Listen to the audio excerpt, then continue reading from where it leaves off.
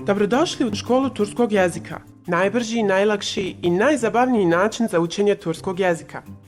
Prošli put naučili smo najčešće oblike pozdrava u turskom jeziku. Da li ste ih zapamtili?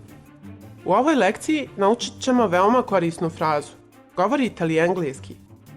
Nađete li se u situaciji da vam pomoć zatreba na engleskom jeziku, ova fraza može vam biti od ključnog značaja, a budući da to pitate na turskom, svi će vas razumjeti, čak i ako njihov odgovor bude ne.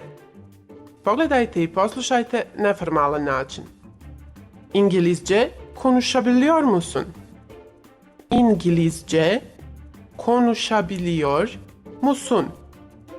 U turskom jeziku glagol se mijenja u zavisnosti od zamjenice uz koju se koristi. Obratite pažnju na upitnu riječ musun na kraju rečenice. Upitna riječ mu na sebi ima nastavak za drugo lice jednine koje prevodimo sa ti. Glagol koji stoji ispred ove upitne riječi je konuşabiliyor, koji znači govoriš li. Budući da se odnosi na zamjenicu u drugom licu jednine, glagol se mijenja u odgovarajući oblik. Prvu riječ ste vjerovatno prepoznali. İngilizce, engleski. İngilizce konuşabiliyor musun? İngilizce konuşabiliyor musun? Govoriš li engleski? Sada ćemo ovu rečenicu prebaciti u formalan oblik. Dakle, treba nam formalan oblik zamjenice ti. Na riječ musun jednostavno dodajte sufiks uz i dobit ćemo musunuz. Sve ostalo ostaje isto. İngilizce konuşabiliyor musunuz? İngilizce konuşabiliyor musunuz? Govorite li engleski? Dodate li affedersiniz, što znači oprostite, na početak rečenice, ona postaje još formalnija. Affedersiniz, İngilizce konuşabiliyor musunuz? Oprostite, govorite li engleski? Affedersiniz, İngilizce konuşabiliyor musunuz?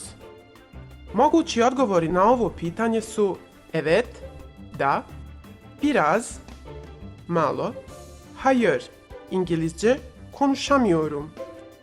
Hayır, İngilizce konuşamıyorum. Ne govorim engleski. Vrijeme je za par savjeta. Ovo pitanje možete koristiti za bilo koji jezik koji trebate.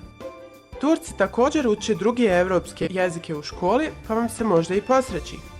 Jednostavno riječ İngilizce zamijenite riječju bošnakča, na primjer bosanski, italijanđa, talijanski, rušća, ruski, ispanjolđa, španski ili almanđa, njemački.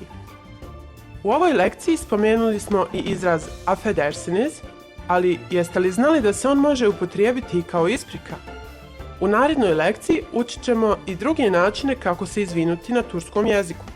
Nikada nije kasno pokazati lijepe manire. Görüşmek üzere!